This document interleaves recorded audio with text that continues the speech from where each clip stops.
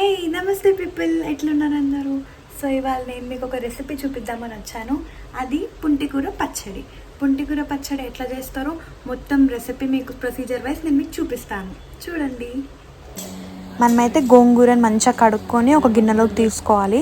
తీసుకున్నాక ఒక కడాయిలో కొంచెం నూనె వేసి దాంట్లో మిర్చి వేసి ఆ మిర్చి కొంచెం ఫ్రై అయ్యేదాకా అలానే కలుపుకుంటూ ఉండాలి.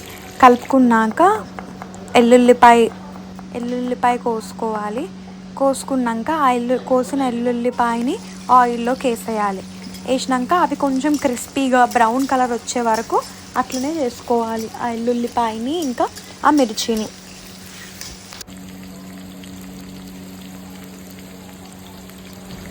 ఎలా ఫ్రై అవ్వాలంటే నేను మీకు స్క్రీన్లో చూపిస్తున్నాను కదా వీడియోలో, అలా అయ్యే వరకు దాన్ని అలా ఫ్రై చేసుకుంటూనే ఉండాలి. ఆ ఫ్రై అయిన ఎల్లుల్లిపాయ ఇంకా మిర్చి ఇంకా ఆయిల్ అలానే పెట్టేసుకొని అందులోకి గోంగూర వేసుకోవాలి. మనం ఆ గోంగూర మంచిగా మగ్గేదాకా కలుపుకుంటూ ఉండాలి. ఆ గోంగూర మొత్తం దగ్గరకు అయిపోతుంది. కొంచెం కొంచెం గోంగూర వేసుకుంటూ మొత్తం గోంగూర వేసేసి కలిపేసేయాలి.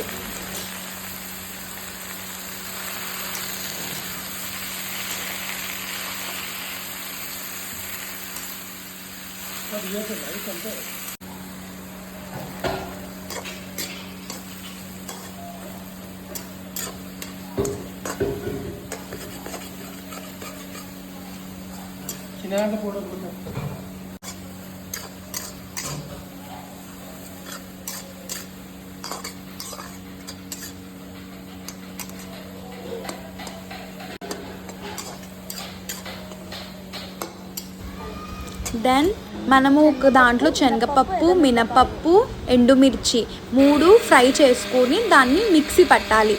మిక్సీ పట్టినాక దానికి వచ్చిన పౌడర్ ఉంటుంది కదా, ఆ పౌడర్ అందులోకి వేసుకోవాలి. నేను ఇక్కడ క్లిప్ యాడ్ చేయలే కానీ ఆ పౌడర్ అనేటిది ఆ గోంగూరలో వేసుకొని మంచిగా కలుపుకోవాలి. అడుగంటకుండా కలుపుకోవాలి. అడుగంటకుండా అంటే మాడకుండా కలుపుకోవాలి. అస్సలు మాడకూడదు, మంచిగా కలుపుకుంటూనే ఉండాలి అలా.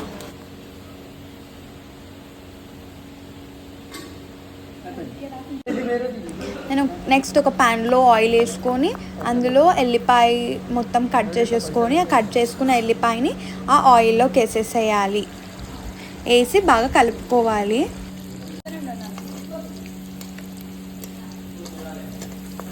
ఇలా డీప్ ఫ్రై అయ్యేలాగా ఆ ఎల్లిపాయని బాగా కలుపుకోవాలి. ఎల్లిపాయ స్మెల్ రావాలి, అప్పటి వరకు అట్లనే కలుపుకోవాలి. దెన్ నెక్స్ట్ జీలకర్ర వేయాలి.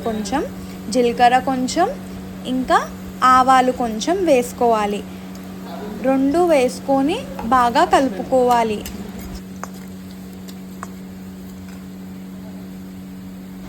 అట్లనే బాగా కలుపుకున్నాక ఎండుమిర్చి కూడా వేసుకోవాలి. ఎండుమిర్చి, ఆవాలు, జీలకర్ర వేసుకున్నాము. 3 కలిపి మంచిగా కలుపుకోవాలి.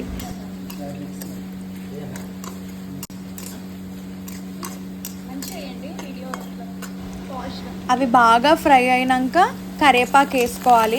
కరివేపాకు వేసుకొని బాగా కలుపుకోండి. బాగా కలిపినాక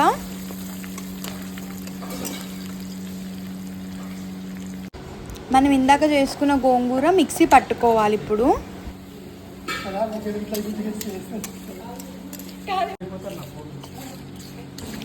మనకి ఇది బాగా ఫ్రై అయిపోయినాక ఇందాక గోంగూర పచ్చడి మనం మిక్సీ పట్టుకున్నది అది ఇందులోకి ట్రాన్స్ఫర్ చేసుకొని బాగా కలుపుకోవాలి.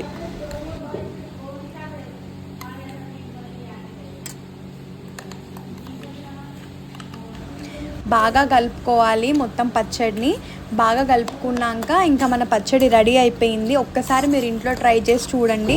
దీని టేస్ట్ మాత్రం చాలా అంటే చాలా బాగుంటుంది. వేడి వేడి రైస్లోకి మీరు ఒక్కసారి ట్రై చేసి నాకు కమెంట్ చేయండి. అండ్ మీకు నెక్స్ట్ ఏ రెసిపీస్ కావాలో కూడా మీరు నాకు కమెంట్ బాక్స్లో కమెంట్ చేస్తే నేను డెఫినెట్గా ఆ వీడియోస్ చేయడానికి ట్రై చేస్తాను. Please do like and share and subscribe and don't forget to click on the bell icon. Thank you.